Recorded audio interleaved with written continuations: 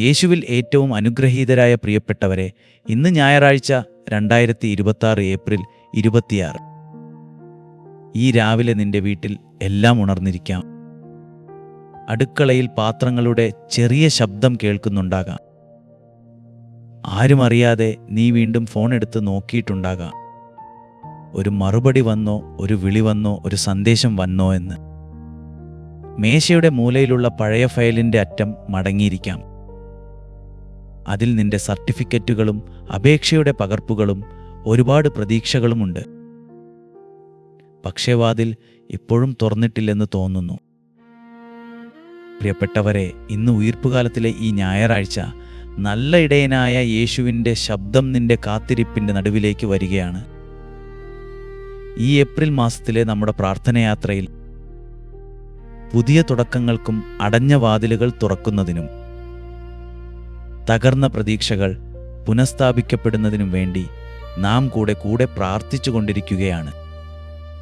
ഇന്ന് ആ യാത്രയിലെ ഒരു അത്യാവശ്യ ദിവസമാണ്. കാരണം ഇന്ന് കർത്താവ് നിന്റെ വാതിൽ തുറക്കുന്നതിന് മുമ്പ് നിന്റെ ഹൃദയം പിടിച്ചു നിർത്താൻ വരുന്നു. ജോലി കാത്തിരിക്കുന്നവരെ, വിദേശത്തിലെ ജോലി മറുപടി കാത്തിരിക്കുന്നവരെ, വിസയുടെ കാര്യം നീണ്ടുപോകുന്നതുകൊണ്ട് ഉള്ളിൽ തളർന്നിരിക്കുന്നവരെ, ജോലി നഷ്ടപ്പെട്ട ശേഷം വീട്ടിൽ സംസാരിക്കാൻ പോലും മടിക്കുന്നവരെ, ഈ പ്രാർത്ഥന ഇന്ന് പ്രത്യേകമായി നിങ്ങൾക്കാണ്. ചില കാത്തിരിപ്പുകൾ പുറത്ത് കാണാൻ പറ്റില്ല. വീട്ടുകാർ ചോദിക്കും, എന്തെങ്കിലും മറുപടി വന്നോ എന്ന്. നീ പറയും, ഇതുവരെ ഇല്ല. പക്ഷേ ആ ഇതുവരെ ഇല്ല എന്ന വാക്കിൻ്റെ ഭാരം നിനക്കേ അറിയൂ. വാടക തീയതി അടുത്തു വരുന്നു. കടത്തിൻ്റെ വിളികൾ വരുന്നു. വീട്ടിൽ മരുന്നിൻ്റെ ചിലവ് കൂടുന്നു. അമ്മയുടെ കണ്ണിൽ പ്രതീക്ഷയുണ്ട്. അപ്പൻ്റെ നിശബ്ദതയിൽ ക്ഷീണമുണ്ട്. ഭാര്യയോ ഭർത്താവോ ശക്തിയായി നിൽക്കാൻ ശ്രമിക്കുന്നു. മക്കളുടെ ചെറിയ ആവശ്യങ്ങൾ കേൾക്കുമ്പോൾ നിന്റെ നെഞ്ചിനുള്ളിൽ ഒരു വേദന ഉയരുന്നു. പ്രിയപ്പെട്ടവരെ, ഇന്ന് നാം ജോലി മാത്രം ചോദിക്കുന്നില്ല, നമ്മുടെ കർത്താവിനോട് വഴി ചോദിക്കുന്നു. ഒരു ശമ്പളം മാത്രം ചോദിക്കുന്നില്ല. അപമാനത്തിൻ്റെ ഭാരം നീക്കണമേ എന്ന് ചോദിക്കുന്നു. ഒരു വിളി മാത്രം ചോദിക്കുന്നില്ല. ദൈവത്തിൻ്റെ സമയത്തിൽ തുറക്കുന്ന ശരിയായ വാതിൽ ചോദിക്കുന്നു. ഇന്ന് യോഹന്നാന്റെ സുവിശേഷം 10-ാം അധ്യായം 10-ാം വാക്യത്തിൽ കർത്താവ് പറയുന്നു, ഞാൻ വന്നിരിക്കുന്നത് അവർക്ക് ജീവൻ ഉണ്ടാകുവാനും അത് സമൃദ്ധമായി ഉണ്ടാകുവാനും വേണ്ടിയാണ്. ഈ വചനം കേൾക്കുമ്പോൾ ശ്രദ്ധിക്കണം. യേശു പറഞ്ഞത്, ഞാൻ വന്നത് നിനക്കൊരു വാതിൽ മാത്രം തരാനല്ല, ഞാൻ വന്നത് നിന്റെ ജീവൻ തിരികെ ഉയർത്താനാണ്. ജോലി വൈകിയതുകൊണ്ട് നിന്റെ ജീവിതം തീർന്നിട്ടില്ല. വിസ വൈകിയതുകൊണ്ട് ദൈവം നിന്നെ മറന്നിട്ടില്ല. ഒരു മറുപടി വരാത്തതുകൊണ്ട് നിന്റെ പ്രാർത്ഥന സ്വർഗത്തിൽ എത്തിയിട്ടില്ലെന്ന് അർത്ഥമില്ല. നല്ല ഇടയൻ ആടിനെ പേര് പറഞ്ഞ് വിളിക്കുന്നു. ആട് വഴി അറിയാത്ത സമയത്ത് ഇടയൻ വഴി അറിയുന്നു. ആട് ഭയപ്പെടുമ്പോൾ ഇടയൻ അടുത്തുണ്ടാകും. ആട് ഇരുണ്ട താഴ്വരയിൽ കൂടി കടക്കുമ്പോൾ പോലും ഇടയൻ അതിനെ ഉപേക്ഷിക്കുകയില്ല. ഇന്ന് നീ ആടാണ്. യേശു നിന്റെ ഇടയനാണ്. നീ നിന്റെ വഴി നഷ്ടപ്പെട്ടിട്ടില്ല. നീ ഇപ്പോൾ ഇടയൻ്റെ കരങ്ങളിൽ പഠിച്ചുകൊണ്ടിരിക്കുകയാണ്. ചിലപ്പോൾ കാത്തിരിപ്പ് മരുഭൂമി പോലെ തോന്നും. ചുറ്റും മണൽ മാത്രം, മുന്നിൽ വഴിയില്ല, പിന്നിൽ തിരികെ പോകാനും മടിയാണ്. പക്ഷേ മരുഭൂമിയിൽ മന്ന കൊടുത്ത ദൈവം ഇന്നും നിന്റെ വീട്ടിലെ അടുക്കളയിൽ കൃപ ഇറക്കാൻ കഴിവുള്ളവനാണ്. ഏലിയാവിന് കാക്കയിലൂടെ അപ്പം കൊണ്ടുവന്ന ദൈവം ഇന്നും നീ കരുതാത്ത വഴിയിലൂടെ സഹായം അയക്കാൻ കഴിവുള്ളവനാണ്. അടഞ്ഞ കല്ലറയുടെ മുമ്പിൽ മറിയം കരഞ്ഞു നിന്നപ്പോൾ അവൾ കരുതിയത് എല്ലാം അവസാനിച്ചു എന്നാണ്. അവിടെ തന്നെയാണ് ഉയിർത്തെഴുന്നേറ്റ കർത്താവ് അവളെ പേരു പറഞ്ഞ് വിളിച്ചത്. നീയും പല ദിവസങ്ങളായി ഉള്ളിൽ കരഞ്ഞിരിക്കാം. ആരുടെയും മുമ്പിലല്ല. രാത്രി എല്ലാവരും ഉറങ്ങിയ ശേഷം ഫോണിൻ്റെ വെളിച്ചം മാത്രം മുഖത്ത് വീഴുമ്പോൾ, കയ്യിൽ പഴയ അപേക്ഷയുടെ നമ്പർ, മനസ്സിലൊരു ചോദ്യം മാത്രം, കർത്താവേ, ഇനി എത്ര ദിവസം? ഇന്ന് കർത്താവ് നിനക്കൊരു തീയതി മാത്രം തരുന്നില്ല. അവൻ ആദ്യം നിനക്കൊരു വാക്ക് തരുന്നു. ഞാൻ നിന്റെ ഇടയനാണ്. നിന്റെ വാതിൽ അടഞ്ഞുപോയിട്ടില്ല. നിന്റെ സമയം എൻ്റെ കരങ്ങളിലാണ്. കുറച്ചു ദിവസങ്ങൾക്ക് മുമ്പ് ഒരു സഹോദരൻ പറഞ്ഞ അനുഭവം എൻ്റെ ഹൃദയത്തിൽ തങ്ങി. വീട്ടിൽ പണി പൂർത്തിയാകാത്ത ഒരു ചെറിയ ഭാഗമുണ്ടായിരുന്നു. മഴ പെയ്താൽ മതിലിൽ നനവ് കയറും. അദ്ദേഹം ജോലി മറുപടി കാത്തിരിക്കുകയായിരുന്നു. ഫയൽ അത്രയും പഴയതായിരുന്നു. അതിൻ്റെ പുറംവശം മങ്ങിയിരുന്നു. ഒരിക്കൽ രാത്രിയിൽ അപേക്ഷ വീണ്ടും അയക്കാൻ പോലും അദ്ദേഹം മടിച്ചു. ഇനി എന്ത് പ്രയോജനമെന്ന് ഉള്ളിൽ വന്നു. അന്ന് അടുക്കളയിൽ ഭാര്യ ചായ ഇടുന്ന ശബ്ദം മാത്രം കേട്ടു. അവൾ ഒന്നും അധികം പറഞ്ഞില്ല. നമുക്ക് ഇന്നും പ്രാർത്ഥിക്കാം എന്ന് മാത്രം പറഞ്ഞു.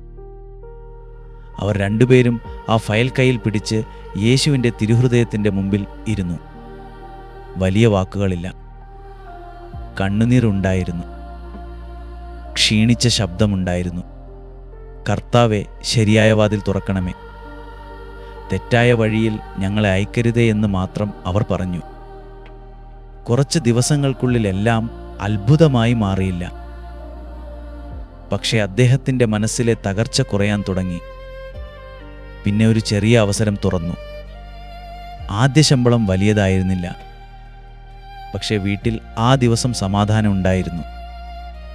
അദ്ദേഹം പറഞ്ഞത് ഇങ്ങനെയാണ്: അച്ഛ, ആദ്യം ജോലി വന്നില്ല, ആദ്യം സമാധാനം വന്നു, പിന്നെയാണ് വഴി തുറന്നത്. പ്രിയപ്പെട്ടവരെ, അതാണ് ദൈവത്തിൻ്റെ വഴി. നാം ചിലപ്പോൾ വാതിൽ മാത്രം കാണുന്നു. ദൈവം നമ്മുടെ ഹൃദയവും കാണുന്നു. നാം ശമ്പളവും കടവും മാത്രം കാണുന്നു.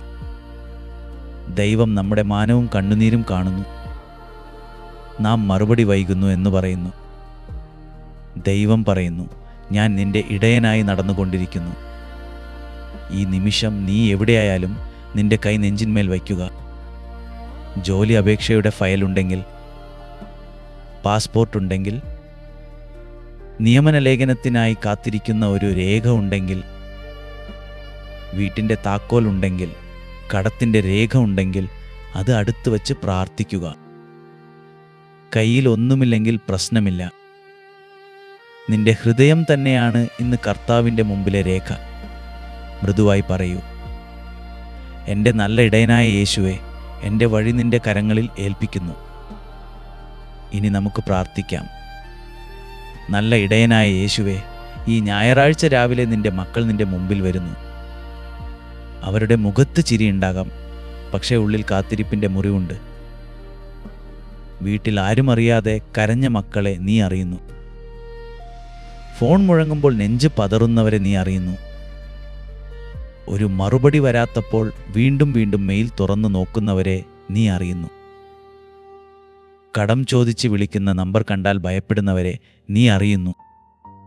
കർത്താവെ, ജോലി വൈകിയതുകൊണ്ട് അവരുടെ ആത്മാവ് തകരാൻ അനുവദിക്കരുതേ. വിസ വൈകിയതുകൊണ്ട് അവരുടെ വിശ്വാസം കറുത്തുപോകാൻ അനുവദിക്കരുതേ. കുടുംബത്തിൻ്റെ മുമ്പിൽ അവർക്ക് ലജ്ജ തോന്നുന്നുണ്ടെങ്കിൽ നിന്റെ സ്നേഹത്താൽ അവരെ മൂടണമേ. ഞാൻ പരാജയപ്പെട്ടു എന്ന് ഉള്ളിൽ പറയുന്ന ഓരോ മകനോടും മകളോടും നീ ഇന്ന് പറയണമേ: നീ എൻ്റെ മകനാണ്, നീ എൻ്റെ മകളാണ്. നിന്റെ കഥ തീർന്നിട്ടില്ല.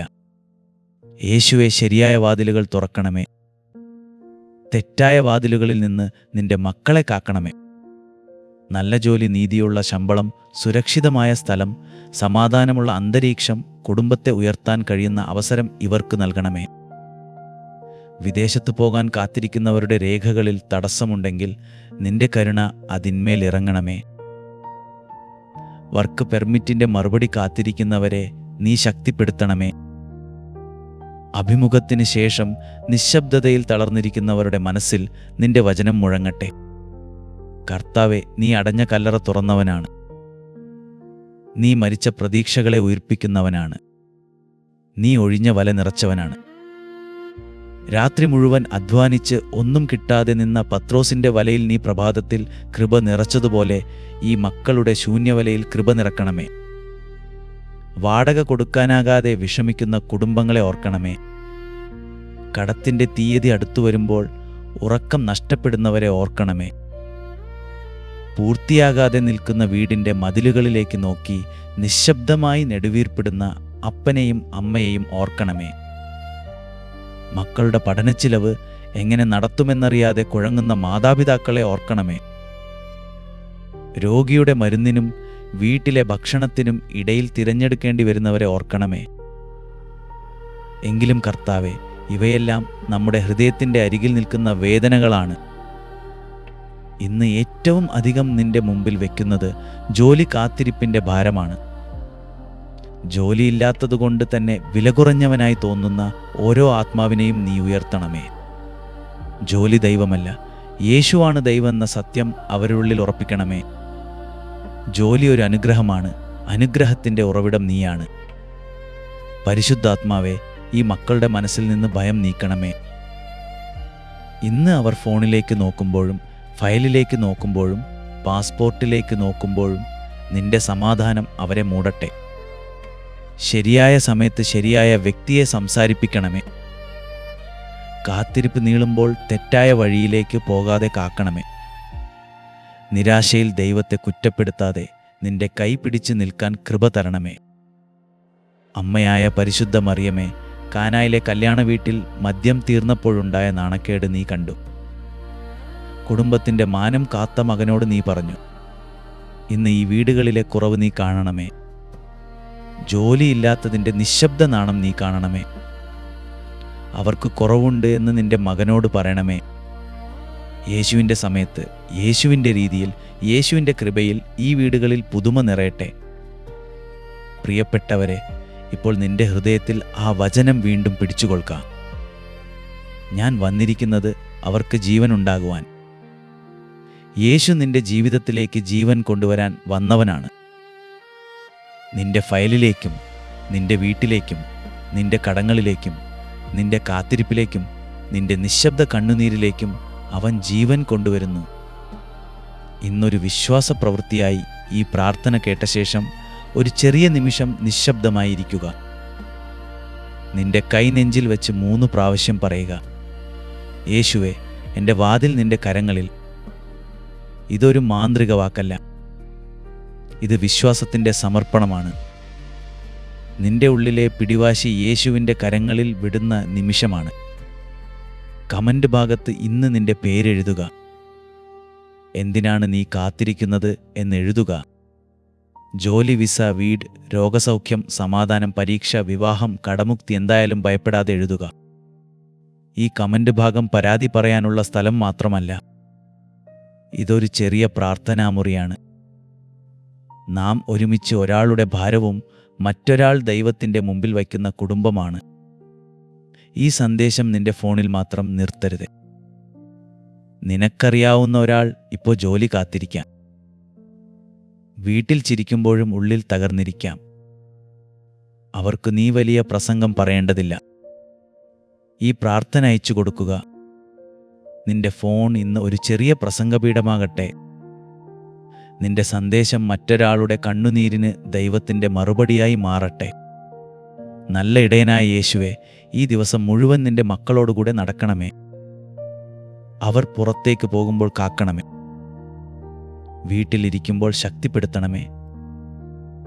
വിളി വരുമോ എന്ന് കാത്തിരിക്കുമ്പോൾ സമാധാനം തരണമേ. വിളി വൈകിയാലും വിശ്വാസം വൈകാതിരിക്കട്ടെ. മറുപടി വൈകിയാലും പ്രത്യാശ മരിക്കാതിരിക്കട്ടെ.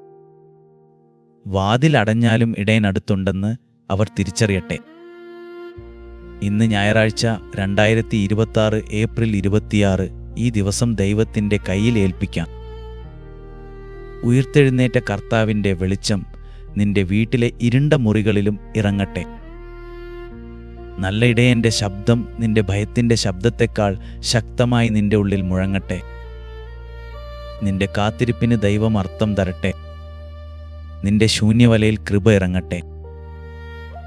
കാണുന്നതുവരെ സ്വർഗത്തിലെ ദൈവം എന്നെയും നിങ്ങളെയും സൂക്ഷിക്കട്ടെ. ആമേൻ. നാളെ രാവിലെ കൃത്യം 5:30 വീണ്ടും കാണാം. മറക്കാതെ.